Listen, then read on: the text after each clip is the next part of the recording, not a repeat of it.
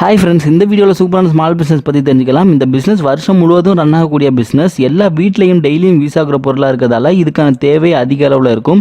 So நம்ம ஈஸியாக அதிக ப்ராஃபிட் பார்க்கலாம். இந்த பிஸ்னஸ் நம்ம லோ இன்வெஸ்ட்மெண்ட்லையும் பண்ணலாம், ஹை இன்வெஸ்ட்மெண்ட்லையும் பண்ணலாம். லோ இன்வெஸ்ட்மெண்ட்டில் பண்ணுறப்ப நம்ம கடையெல்லாம் பிடிக்கணுன்ற அவசியமே இருக்காது. நல்ல மார்க்கெட்டிங் மட்டும் பண்ணிட்டோம்னா போதும். வீட்டில் இருந்தால் கூட இந்த பிஸ்னஸ் நம்ம பண்ணி அதிக அளவில் லாபம் சம்பாதிக்கலாம்.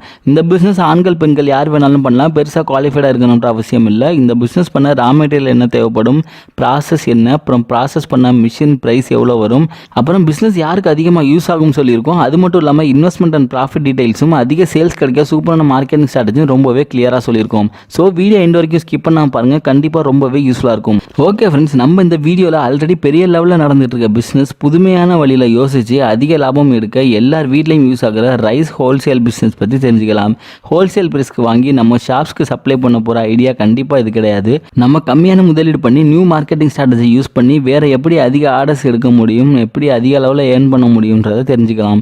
நார்மலாக உங்களுக்கே தெரியும், அரிசி நிறையா வெரைட்டிஸ் இருக்குது. பச்சை அரிசி, புழுங்கல் அரிசி, இட்லி அரிசி, பொன்னி அரிசி, சூப்பர் டீலக்ஸ், பாசுமதி ரைஸ்னு ஏகப்பட்ட வெரைட்டிஸ் இருக்குது. அதில் நீங்கள் பெஸ்ட்டாக ஏதாவது 2 வெரைட்டி இல்லைனா 3 வெரைட்டி சூஸ் பண்ணிவிட்டு உங்கள் ஏரியாவில் சூப்பராக ரன் ஆகக்கூடிய பிராண்டை சூஸ் பண்ணிக்கணும். கண்டிப்பாக அந்த பிராண்ட் பெஸ்ட்டு குவாலிட்டியாக இருக்க மாதிரி பார்த்துக்கோங்க. அப்போ தான் கஸ்டமர்ஸ் ரெகுலராக ஆர்டர் கொடுப்பாங்க. அப்படி சூஸ் பண்ணியிருக்க பிராண்டை எப்படி நம்ம மார்க்கெட்டிங் பண்ணலாம் தெரிஞ்சுக்கிறதுக்கு முன்னாடி நம்ம எப்படி அரிசி வாங்கலாம், என்னெல்லாம் ப்ராசஸ் இருக்குன்னு தெரிஞ்சுக்கலாம்.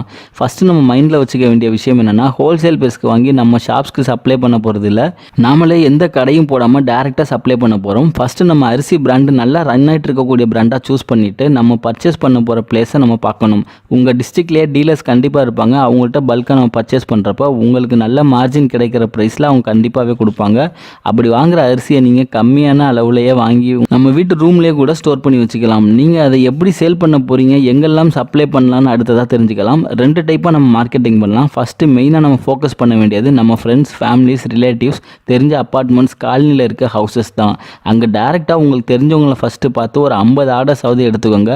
முக்கியமாக நீங்கள் டோர் டெலிவரி பண்ணுறதாகவும் சொல்லிக்கோங்க. இட்லி அரிசி, சாப்பாட்டு அரிசி, பாசுமதி அரிசி மெயினாக சப்ளை பண்ணுங்கள். ஃபஸ்ட்டு 50 ஆர்டர் எடுத்துட்டிங்கன்னா உங்களோட ரைஸ் நல்ல குவாலிட்டியாக இருந்தால் அந்த 50 ஆர்டர் கஸ்டமர் அவங்க ஃப்ரெண்ட்ஸுக்கும் கண்டிப்பாக ரெக்கமெண்ட் பண்ணுவாங்க. அடுத்த டைப் நம்ம catering team, hotels, restaurant, fast food, மெஸ்ஸுன்னு எல்லா இடத்துலையும் நீங்கள் ஆர்டர் எடுத்து சப்ளை பண்ணலாம். இவங்களுக்கு சப்ளை பண்ணுறப்ப டேரெக்டாக சப்ளை பண்ணிடலாம். நம்ம வீட்டில் கூட ஸ்டோர் பண்ணி வச்சுக்கணுன்ற அவசியமும் இருக்காது.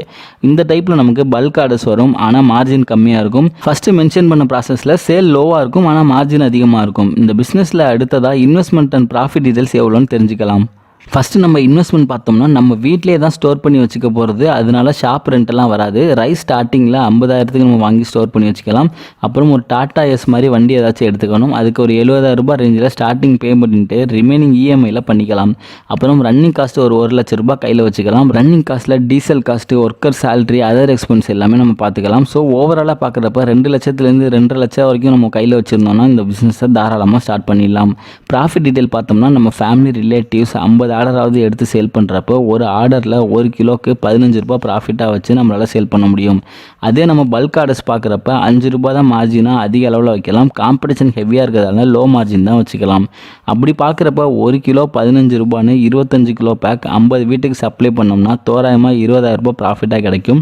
அதே 50 ஆர்டர்லேருந்து நம்ம எந்த அளவு ஆர்டர் இன்க்ரீஸ் பண்ணுறோமோ அதுக்கு தகுந்த மாதிரி இன்கம் ஜென்ரேட் பண்ணிக்க முடியும். அதே போல் பல்க் ஆர்டர்ஸ் பண்ணுறப்ப ஃபிக்ஸடாக ப்ராஃபிட் சொல்ல முடியாது. நீங்கள் ஆர்டர் எடுக்கிறத பொறுத்தும் இருக்குது. அதே போல் கஸ்டமரோட நீடுக்கு ஏற்ற மாதிரியும் இது வேரி ஆகும். ஆனால் சாலிடாக நம்ம நல்ல ஆர்டர்ஸ் எடுக்கிறப்ப 50,000க்கு குறையாமல் சேல் பண்ண முடியும். இந்த வீடியோவில் சொல்லியிருக்க விஷயம் கண்டிப்பாக யூஸ்ஃபுல்லாக இருக்கும் நம்புறேன். இந்த வீடியோ பிடிச்சிருந்துச்சுன்னா லைக் பண்ணி எங்கள் ஃப்ரெண்ட்ஸுக்கும் ஷேர் பண்ணுங்கள். இது போல் வேறு என்ன பிஸ்னஸ் ஐடியாஸ் வேணும்னாலும் கமெண்டில் கேளுங்க. செப்பரேட்டாக வீடியோ ஷேர் பண்ணுறோம். மீண்டும் ஒரு நல்ல தகவலோடு சந்திப்போம்.